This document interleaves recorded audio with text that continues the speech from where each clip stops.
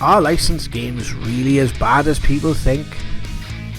Well, for those of you who saw my last video, you'll know that I have embarked upon a quest to play as many licensed games as possible to find out what's good, what's bad, and what's the ugly. I am currently concentrating for the first 3 videos on the PlayStation platform, and I am focusing on games based on TV shows.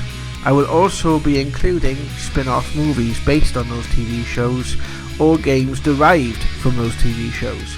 What I will be excluding is Japanese manga and Disney games, because I think those could do with a video of their own maybe somewhere down the line. And to be perfectly honest, I don't know much about Japanese manga. Perhaps you guys can inform me. I've also changed the channel name back to Blind Man Plays, because it is who I am, and I'll be doing an introduction video to explain about that very soon, where you'll be able to see on the entrance to the channel. So, without further ado, this series is called Adaptation, and this is 11 PlayStation games based on TV shows.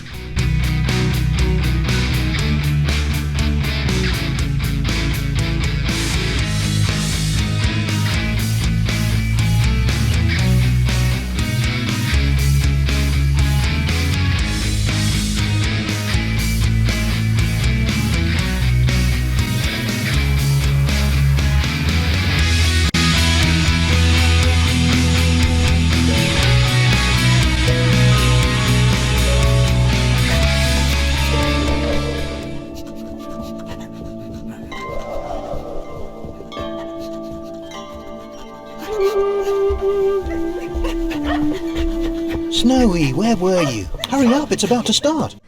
Tintin, Destination Adventure. Now, I loved Tintin growing up. I loved the cartoons, the investigation, the characters, Thompson, Captain Paddock, I think his name was. I digress. It's been a while since I watched the show. I think the last time I watched anything Tintin was the movie that came out, so sometime in the last decade. This game, basically, the professor is showing a movie, or he's introducing this new invention, which has something to do with the movie, and we end up seeing slides of some of Tintin's adventures.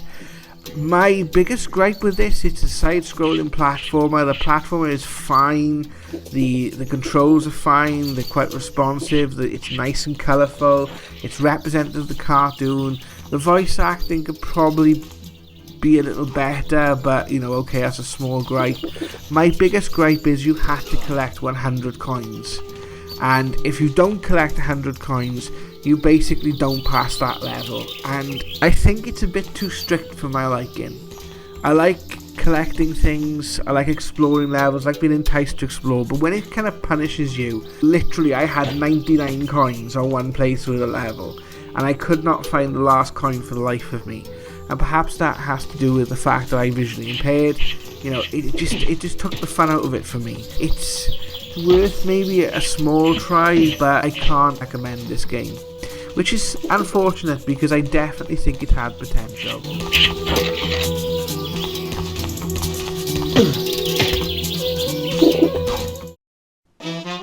The Flinstones, Bedrock Rolling.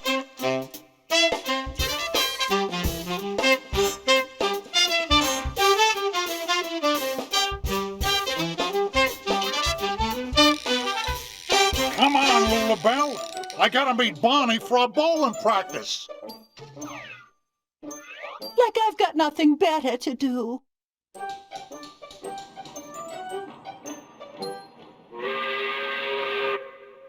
Oh boy, quitting time!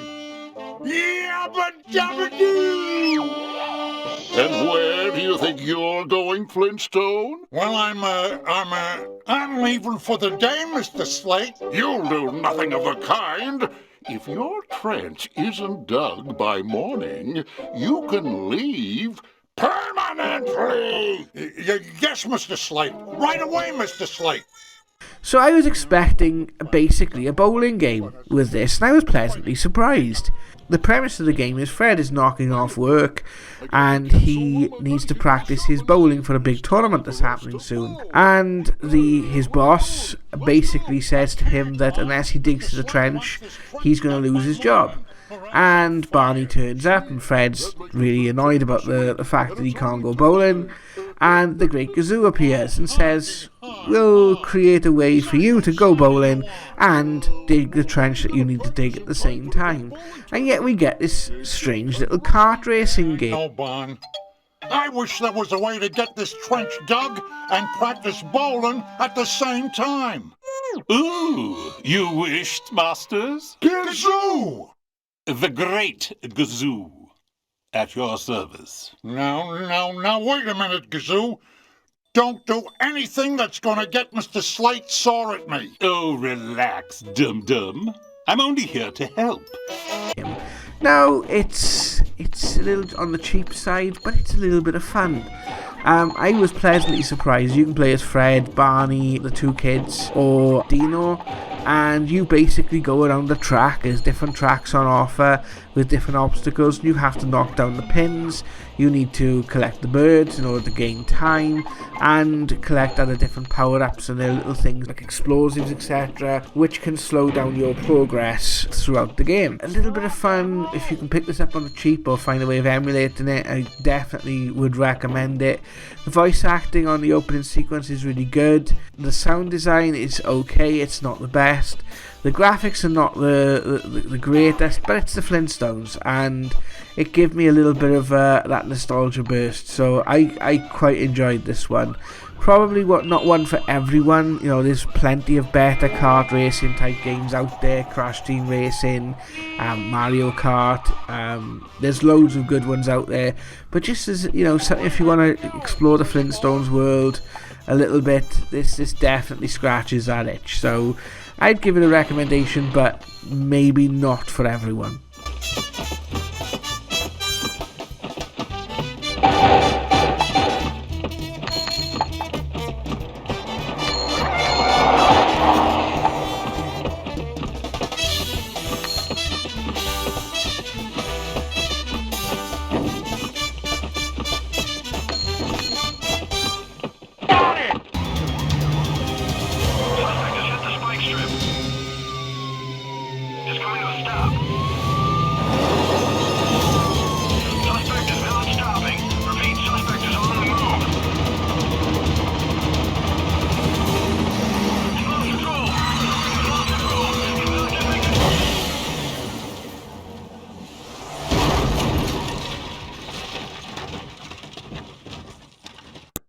World's Scariest Police Chases. What a premise for a game. This game it's like the little game that could. It tries to be sort of Grand Theft Auto or Driver or something well before its time. And you basically go to the garage, you're a police officer in a car, and you get shown that there's criminals and you have to go and chase them down. And to be perfectly honest, the open world is kind of empty. It's one of those games that if it was on like a later console, they could have probably made something of this. But to be perfectly honest with you, after I chased down my third or fourth criminal, I kind of got bored and thought, well, is this it? You know, and I basically stopped playing it. If there's more to this game that, you know, that meets the eye that I haven't seen, excuse the pun there, but if there's more to this game that meets the eye that I haven't actually seen, let me know in the comment section below, guys. The sound design isn't really great either. The graphics are serviceable. It's, again, I can't really recommend this, but it's a shame because it has potential, but I don't think that potential was actually realised in this game.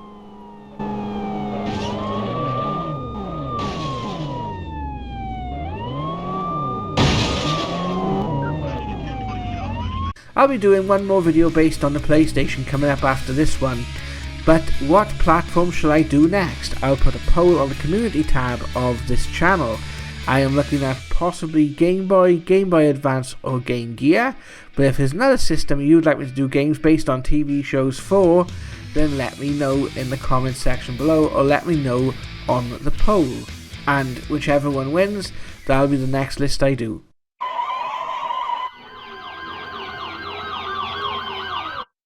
Extreme Ghostbusters Ultimate Invasion. Now, the Extreme Ghostbusters was a spin-off of the real Ghostbusters cartoon, which basically sees Egon as the sort of mentor, living in the firehouse with Janine, and he's kind of held up the proton pack, and he's trained up 4 new students that have become the new Ghostbusters team. The Extreme Ghostbusters cartoon series was pretty good. It wasn't as good as the real Ghostbusters, but it was kind of fun. It kept the good humour of the original show. I was a big fan of the real Ghostbusters show, and it's the closest I'm going to get to a real Ghostbusters video game. It's a light gun game, and unfortunately these days light gun games have not aged well because of CRT, so we're kind of playing it with a controller, and this is probably one of those games that I personally felt a bit disadvantaged by, and it's a shame, because I can do light gun games. I had great fun with Time Crisis back in the day, but I can't do light gun games with a controller. I just can't follow the cursor quick enough, because of the way my eyesight works. I can only see certain parts of the screen at once, so watching me playing this game, I am doing abysmally, I am doing terribly, I am getting my ass handed to me. If you can find a way of playing this game with the original light gun, I think you'd have a lot of fun with it. It's not really authentic as far as the Ghostbusters sort of concerned. I'm a bit of a stickler when it comes to things like this. I'd like to see like the proper proton packs. I like to see the proper colours, the proton beams make. I'm a bit like funny like that. I don't know why. I always have been since I was a little kid. And if you can't adapt it authentically, then I always get like a bit. But really, to be honest with you, as a light gun game, it's kind of fun. It does have the look and feel of the Extreme Ghostbusters cartoon show there. Just unfortunately, I wasn't really able to get past the first level on this because I just don't have the reaction time for it. Maybe if I kept at it, I could probably get a bit better, but there are better Ghostbusters games out there, and one of them I have actually explored on the channel, which is the new Ghostbusters 2 on the NES, which is one of my favourite Ghostbusters games. The sound design on this is pretty good. It's an early PlayStation game, I believe, so not so good in the in the cutscene department, but the look and feel, it is Extreme Ghostbusters. Unfortunately, it just didn't work out for me, sadly.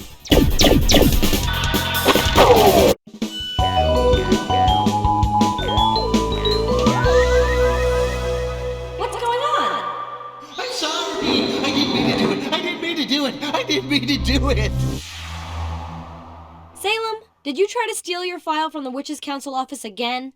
Come on, they'll never miss one itty-bitty file, Sabrina. Salem, your file is as thick as the Tokyo phone book. Let's see what really happened.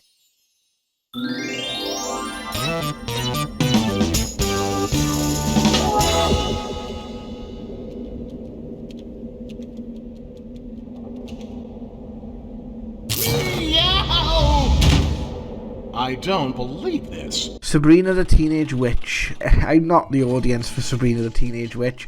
I did watch some episodes with my sister when I was growing up, and kind of enjoyed it. The premise of this game is Salem the cat has gone into the magical dimension to retrieve his file, and he's accidentally released a demon called Chaos and broken a cosmic clock, and you have to go around 12 different worlds to find bits of the cosmic clock and put it back together again. It's a 3D platformer. I think if you're really into the show and you like the humour of the show, there's plenty of that in there. To be perfectly honest, for me, I didn't really fancy it after the first level. It wasn't engaging me, it wasn't gripping me. I found the graphics really haven't aged well. The sound design is really good. The acting is on point. Especially the cat Salem is as funny as ever. But I'd give this one a miss, to be perfectly honest with you. Wow, you've got more lives than a cat. Salem, there you are. Got any good hints? Repeat after me. Don't play with baby mammoths. Don't play with baby mammoths. It's my best friend Patrick's birthday, and a signed photo of his favorite superheroes would be the best thing ever. Well, we are a bit busy right now. No rest for superheroes. Well, I know that Mermaid Man might consider signing one for a superhero snack. Yeah. See nut butter? Like a calculator, you can count on it. Spongebob Squarepants Super Spun. The premise of this game is you're going to get a present for, I think it's Patrick's birthday, and you basically, it's a side-scrolling platformer. It follows the characters for the show quite well. There's a little bit of voice acting in here, but a lot of it's through text as well. As platformers go, it's a fun platform for the PlayStation. It's, again, your average sort of side-scrolling platformer. There's little bits and pieces and different game mechanics there to keep you interested. I quite enjoyed this, to be perfectly honest with you. It's nice, it's bright, it's colourful. I'm a sucker for a good platformer, to be perfectly honest with you. When anything that brings back that kind of nostalgia, I kind of like. The sound design on it is pretty good. The graphics, again, are pretty good as well. So it doesn't try too hard to be something it's not.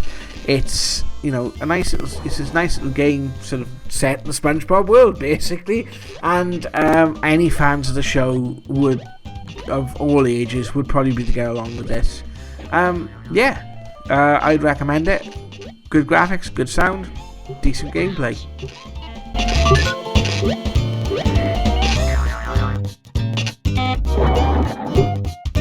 Just going to take a few seconds to say to you guys, thank you for watching this video. If you do like this video, please give it a thumbs up, and if you fancy it, subscribe to the channel. I will be updating more videos more regularly, hopefully on a weekly basis, maybe multiple times per week, but definitely on a weekly basis.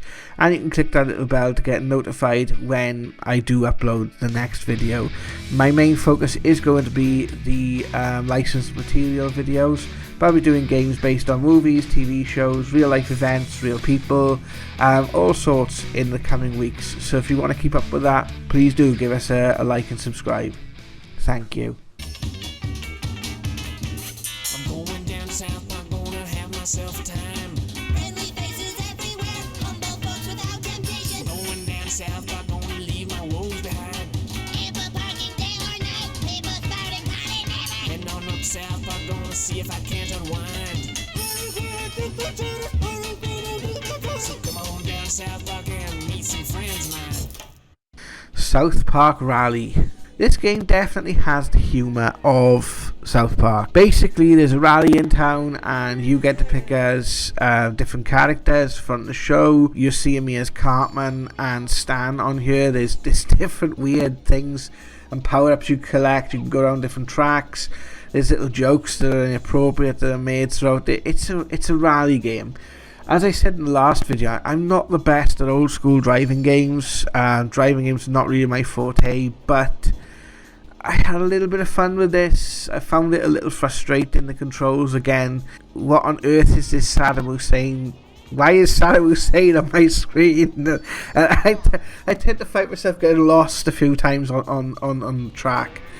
And to be honest with you, if you can persevere with it, you can have a little bit of fun out with this, but there are much better rally and driving games out there. You know, you got the likes of Gran Turismo, V-Rally, Colin McRae. If you just want a bit of fun in the South Park universe, it'll scratch that itch. But as driving and rally games go, there are far better games on the system. It's authentic. The character design is pretty good. It's better than some of the other games, South Park wise, which we're going to explore in a second. It's probably the best looking out of all three of the South Park games available on the system. But if you really want to get absorbed in the South Park universe, then I definitely would recommend games like The Stick of Truth and The Fractured Butthole on the PlayStation 3 and PlayStation 4 or Xbox 360 and Xbox One if you have access to those consoles. Not a really bad game, but not an extremely good one either. You and me and her, simultaneous you and me, and we know the rider. Simultaneous loving, baby. 2 or 3 simultaneous. Ooh, come on. South Park Chef's Love Shack. Okay, so Chef is now hosting a game show. Well, Chef ended well on South Park, didn't he? Less said about that the better, so we'll get through this as quickly as possible. It's an early South Park game that basically takes the character of Chef as centre stage. He's trying to get beautiful young women to spend the weekend with him by offering them a chance to win on a game show, but there's no beautiful young women around, so we're going to have to make do with students from South Park Elementary instead, which are Stan, Kyle, Cartman and Kenny. The game is mixed up with trivia and sort of little mini games. It's a game show game. I can't say more than that, to be perfectly honest, guys, unless you're looking at, playing it as part of like a family get-together or something when there's 4 of you up against each other. I'd give it a miss. Sound design's okay, the graphics are okay, but not really one to be recommended.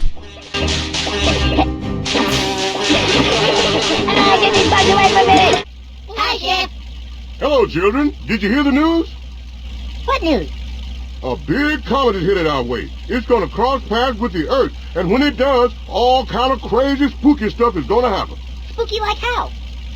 Spooky like you better get your asses indoors, children. I'm not kidding. Our lives are in danger. What the hell is that about? Man, Chef is weird. South Park the game. Right, well, I feel a bit more vindicated in my Men in Black review after playing this. Basically, a giant meteorite has come to Earth and it's infecting turkeys that are running amok around South Park, and you have to investigate what's going on. You first off find yourself getting separated from your friends, so you have to find your friends and take on different missions. I played the first 2 missions of this game to review it for this video. The controls are really good, to be perfectly honest with you. The graphics are absolutely terrible, and I don't think the 3D models suit the characters. South Park works best in 2D, and out of the 3 games, these are the worst looking versions of our 4 heroes from South Park, Colorado. It retains the humour from the original TV shows, especially like the earlier shows, and I'm reminded very much of like the Cartman Gets His Anal Probe episode whilst playing this, and I think that's probably inspired this game a little bit. You're kind of wandering around a 3D version of South Park's town, shooting turkeys and sort of getting to the end of the stage where you take on another mission to progress through the game. Basically, there are better first person shooters on the platform, and again, unless you are actually looking to play something South Park orientated specifically, I would go for something like Doom, Dark Forces on the PlayStation platform. This isn't the best first person shooter.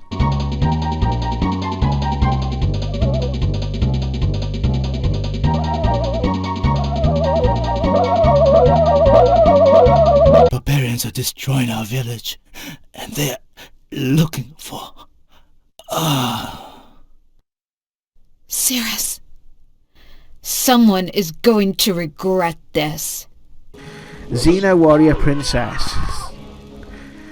Now, Xena Warrior Princess, I don't know much about the background of the show personally, to be perfectly honest with you. When I was growing up, it was one of them sort of shows where there was a lot of fighting and a lot of Lucy Lawless, and it was like, I'd ask fans of the show why they liked it, like, because it's got Lucy Lawless and she's wearing skimpy clothing and she is a warrior princess, and yeah, so maybe it's one of those shows I perhaps need to have a look back on and get into. As for the game itself, it's okay actually. It's got good game mechanics. I like the hack and slash. It's kind of the foundation of hack and slash games you would see sort of on the PlayStation 2 moving forward. It's a game that I think was pushing very much above its weight. The graphics have not aged well at all. The characters look a little bit like their real life counterparts. I found like when I was trying to free some of the hostages that I would end up dying because I had very little projectiles to throw or much to do. It's not a game that sort of took me by the hand and sort of gave me an idea of what was going on. It very much throws you into the action, but it's a game that I would continue playing, to be perfectly honest with you. I would have a couple more hours at this and see what I got out of it. I would definitely give this a look. I wouldn't pay a great deal of money for it, but if you get the chance, I would give it a look and see if you enjoy it yourself.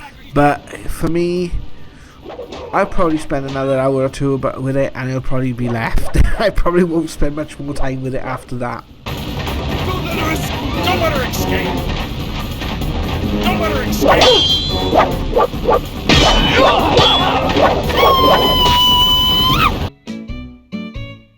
And finally, Tom and Jerry in Housetrap.